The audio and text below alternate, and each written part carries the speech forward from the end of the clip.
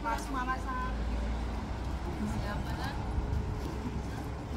Eh, ako na. Okay. Sino po yung first time dito sa Stella Maris or Ako. lapit po kayo para hindi masakit sa lalamunan ko. Ay, wala po na. Yun ang question. Oh, You're not listening. akala ko ay So, pwede pa kayong umupo. Marami pang bakante para may tayo. Ashker! Dahil first time yung practicing, ay ako, dito sa Stella Maris. So, pag-uusapan po natin yung mahalagang bagay dito at bakit natin siya kailangan puntahan lalo na kapag kayo na sa site. Agree ba kayo doon? Tama ba? So, ito pong sa likod ko o sa harap ninyo or nakikita ninyo, this is the Stella Maris Church or Carmelite Monastery. Pagka sinabi yung Stella Maris, yan po ay hango. No? So, paano nila na po yung Bonaparte pagkat naparito sila. At when you say Stella Maris, ang ibig sabihin po niya na yung Star of the Sea or it means facing the sea. So, tingin kayo doon. So, ito po ay nakaharap sa Mediterranean Sea. Okay? And that is also very significant ang Mediterranean Sea sa panahon ng maraming Bible characters at ilang mga historical characters. Now, hindi lang yan. Bakit Carmelite Monastery? From the word Carmel, from the root word. Because the highlights here in Haifa, especially tulad ng sinabi ko sa inyo, along the way road is Mount Carmel. So, pagka sinabi ng Mount Carmel, ang isa sa pinaka-character na dapat maisip or dapat natin malaman ay walang iba kundi si Prophet Elijah. One of the great oral prophet of God na kung saan lahat ng kanyang sinasabi ay nagkakatulad. Kumbaga para siyang sa panahon natin yun ay magician. Tama po ba? Or manghula. Okay? So sa panahon yun ng Bible, so pag-uusapan natin yung Old Testament, okay? Kung familiar kayo. And not only that, itong Stella Maris Church, ito po ay naging hospital fortress ng mga panahon nila Bonaparte, no? Bakit yung kanyang sundalo nung hindi sila mag-succeed sa pag-siege doon o sa pananakop doon sa Acre, sa old city of Acre. So ang ginawa ni Napoleon Bonaparte, iniwan niya itong mga sugatang sundalo dito, almost 200 mahigit. At nung dumating ang sumunod naman nanakop, kundi walang iba yung Ottoman, sila po ay binutray. Okay? During the French time. Kaya this is naging hospital fortress ito, naging taluan nila ito. Okay? Ng mga wounded sundalo. And take note, bakit natin siya kailangang puntahan? Kasi inside this church, yung kay John, especially mamaya makita niyo si Prophet Elijah, and not only Prophet Elijah, but Mary and the baby Jesus. Okay? So that is the highest view dito sa loob ng monastery ito. And this is an oldie church, oldest church, Catholic monastery church. Okay? So matanong consider just like that there yung nativity, yung nasa so, sabi, and let's continue, okay? Now, mamaya, tawag dito sa loob, not to take pictures, kasi yun ang kahit sa pag-usapan natin. Now, pagdating sa panahon naman ng Panginoon Kristo, kanila yun, makita yung timaan ng mamaya. Bakit? Kasi ayon sa tradisyon, naniniwala sila na mula doon sa bansang ng kung sila pabalik si Mary si Jesus kung pagkatapos na maging leader or maging hari ni King Herod dito, no? Nung ma-demolish o mamatay na siya. So bumalik ang pamilya dito, dumaan sila dito. That's why that is very sacred. This is most important, the cave inside. So, dumaan Mary, baby Jesus was inside that cave. That's why you have to take pictures.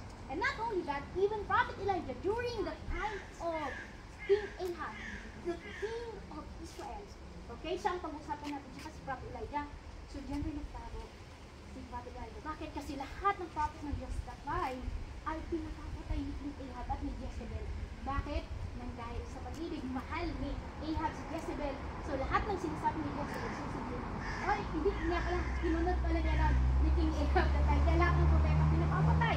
Okay, at walang iwan. So, para sa inyong kaalaman, no, sa gustong magkaroon ng reference, ang Bible ko ay New King James Version at bago na ipapatay gamit ko sa kabaw. But, natin summary, okay? So, 1 Kings chapter 8, and nandito yung kabuang kwento ng Prophet Elijah, okay?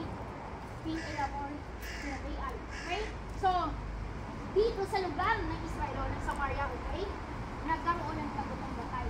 Nang ginawa ng Diyos, pinadala si King Ahab, si Prophet Elijah kay King Ahab that time. Bakit? Para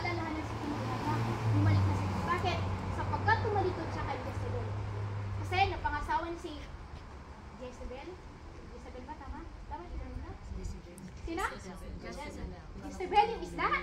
What? Si Jezebel. Napangasawa. Napangasawa pumalikot dito si King Ahab sa Diyos ay sinumpa niya ang Diyos at sinabay niya si Baal. So, ang Macedonian sa kanilang Diyos-Diyosan ay walang iba kundi si Baal. Siya po ay pagan. Pagan. At, okay, so nang tayo pinadala ng Diyos si Prophet Elijah nagkama daw sa bayan ng Israel dahil para paalala na balik na siya sa kanyang Diyos at iwanan na ang kanyang kasamang buhay. Kaya nangyari, no, pinadala sa lahat ng palig dito sa bansang sa lugar ng Samaria o ng Judea, pinahanap ito si Prophet. Bakit? Kasi lahat nga ng propeta ng Diyos pinapapatay. Pero during that time, isa sa mga palace administrator o yung isa sa mga namumuo ng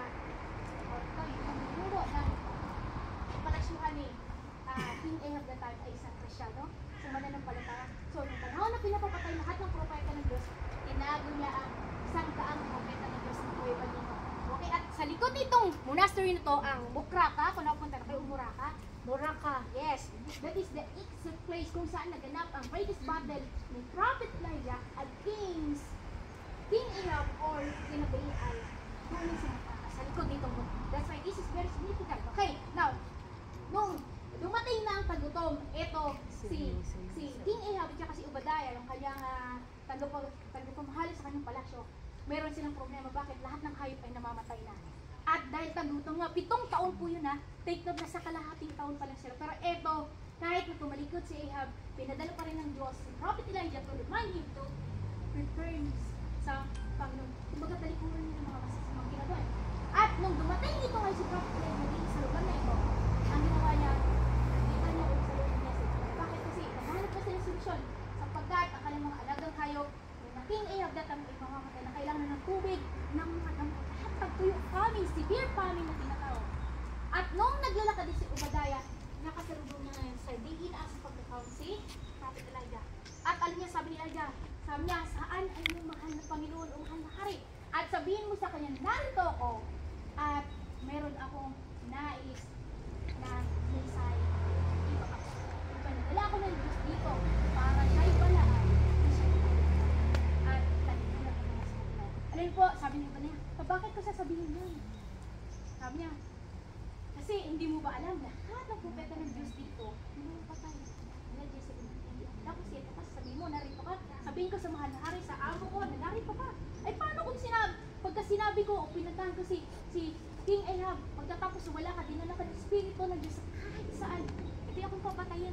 Bakit? Kasi lahat ng magsundalo ni King Ahab that time, kapag hindi nila nahanap si Prophet Elijah sa sulok ng bayan nito na nagsakita, pinasusumpa sila para naman pagkulay talagang palaspa. Pag hindi, grabe no? So, ganun katindi yung ginawang pagtutugi sa mga propeta ng Diyos during the time of King Ahab. Sapagkat, masunurin si Ahab, lahat ay ginawa niyo para sa kanyang minamahal na si Jezebel. Ganun din naman siguro kayo, if you love someone, you do something, ano again? Sunod ka rin natin, just like King Ahab. So, walang nagawa, nalipo lahat ng propeta ng Diyos. At, alam nyo, sabi ni Obadiah kay sabi, bakit ko gagawin yun? Samantalang panahon na lahat ng pinapapatay ng propeta, tinago ko ang isang daang propeta ng Diyos, kalahati, binigyan ng tubig at ng tinapay. Pagkatapos, sasabihin sa akin din, hanapin ko ng hanari, sasabihin ko namin. Walang nagawa ito si Obadiah, sabi niya, huwag kang mag-alala sapagkat saksi ang Diyos at ako'y papakoon sa iyong mahal. So wala akong nagawa dito si Obadiah. Ginawa niya, sumunod siya, hinanap si King Ahab at sinabi niyang narito si Prophet Elijah. At alam niyo, nung nagkita sila, ang nangyari, ang sabi ni King Ahab, ito yung nanggugulo sa bansang Israel. Bakit nanggugulo? Samantalang hindi ang totoo, ang nanggugulo ay walang iba kundi si King Ahab. Kaya ang ginawa, nung nakita ni Prophet Elijah ito si King Ahab, sabi niya, hindi ako nanggugulo, bagkus ikaw. Sabi niya, para malaman natin talaga kung sino ang may tunay na Diyos. At the same time, ang tawag dito, kung sino ang Diyos mo, bakit hindi na lang siya ang sambahin mo? At kung ang Diyos mo ay sambahin mo at ang Diyos mo. Patunayan natin, kaya nagkaroon po ng tagisan at labanan. Saan ito naganap? Ito sa Mukraka o sa Muraka, doon sa ng monastery, doon sa likod. Okay, at alam sa may tunay na Diyos. Samahan ninyo ko umakyat kayo sa bundok ng Carmel. Pagkatapos, dahil sa napakarami ninyo, merong 450 false prophet. Ibig sabihin hindi yung mga totoong propeta, si Baal. At merong 400 na mga taong kumakain sa pag-Israel. Isama sila at pumunta tayo doon at tingnan natin, patunayan natin kung sino ang tunay na Diyos. Alam nyo, nakumbinsi ni Prophet Elijah that time, sina Baal, sina King Ahab that time. Kaya umakyat sila sa bundok ng Carmel, pagkatapos nagtuo sila. Alam niyo, sabi ni Prophet Elijah, dahil nag-iisa ako at marami kayo, pwede nyo rin ba ako tulungan para maghanap ng isang magabang hayop para ialay sa ating mga Diyos o kanya-kanyang Diyos. At alam nyo, wala na nakausap yung pwede na kaaway. Tinulungan si Prophet Elijah, manap ng matabang hayop. Huwag niyo ako tingnan, wala po mataba. Para kayo, matitig nyo, akala nyo lang ako yung iaalay. Diba? So, ginawa, sabi ni Prophet, sumili kayo ng dalawang matabang hayop o baka. Pagkatapos, pwede nyo siguro iwain, no? At pagka iaalay ninyo, huwag nyong susunod. Grabe, no? Yun ang pinakadini. Sabi niya, partido, mauna pa kayo. Tawagin ninyo ang Diyos kung sino ang Diyos na magbibigay o magpapadala ng apoy. Siya ang may tunay. Kaya naganap ang pinaka-greatest battle pagdating sa kasaysayan sa bundok ng Carmel sa magnagitan ni Prophet Elijah at nila King Ahab o nila Baal, false prophet, kasama na ang marami pang mga tao, yung mga makain sa pag-Israel. Bakit sila doon? Okay, handa yung dalawang matabang baka. At ang nangyari, nauna itong sila Baal. At ang ginawa nila, tinawag ng kanyang Diyos mula umaga hanggang hapon. Tinawag nila, handa nila yung kanilang offering sa kanyang Diyos. Tinawag si Baal. Sabi, Baal, hindi mo panalangin. Marahil that time, tayong naman ang panalangin nila, no? Pero hanggang sa dumating ang magtatatiksili, wala pa yung tugon. Ginawa na kahit hiniwaan pa nila ang kanilang kamay, nilang provision nila. Kapag pumatak ng tugo, baka sakaling nila, may mga ganun, napapanood kayo, no? At sa panahon naman doon, ng Bible may gano'n. At wala pong nangyari. Sabi ni Prophet Elijah, lakas-lakas mo, baka natutulog lang ang gusto, naglilitay lang siya. O baka naman may kabig siya, o baka naman bingi siya. Kaya ginawa na, behind the time, nalakasan nilang dasal nila, umiyak pa sila, sumisigaw na sila, tumanak ang mga dugo, pero wala akong nangyari. Hanggang sa dumating ng pagkakong Prophet Elijah. Dito makikita natin kung paano gagawin ni Prophet Elijah. At makikita natin kung sino ang may tunay. Ano nangyari? Ito na ang sitwasyon ni Prophet. Oras niya na para ialay sa niyang alay sa Diyos ng Israel, sa Diyos na buhay. Ngayon ni Prophet Elijah, inihanda niya kanyang altar. Pagkatapos, pumili siya ng o kumuha siya ng 12 bato, sinisimbolo ang 12 nakon sa nilahay ng Israel. At pagkatapos, hindi lang yun, inilagay niya ang kanyang alay. At binuhusan niya ng isa, hindi lang sa dalawa, makatlo, maraming beses yung kanyang alay. At kung iisipin niyo, kapag basa ang inyong gamit o nagsunog kayo o yung karot, sabihin na lang ninyo, pag bigas ninyo, di ba? Hindi yung nasusunog, di ba? Pero alam niya dati, ginawa ni Papa Elijah, sabi niya, alam ko na ako ang nangikot, kaya sabi ko na tulungan niyo ako, at pakita niyo, at ito ang inyong kalooban. Naniniwala ako. Dahil po, ano po, nalangin, namatay din si Papa Elijah, at magmula sa kalangitan, merong gumawa ng ito, at sumunod ako. Kasi, anong nakita naman naroon? Yung 400 false prophets Israel, at the same time, yung 200 others and the rest, nakita nila na ang mayroong tunay na Diyos ay walang iba kundi si Prophet Elijah. Kaya ano sabi nila? Ang Diyos ang Israel.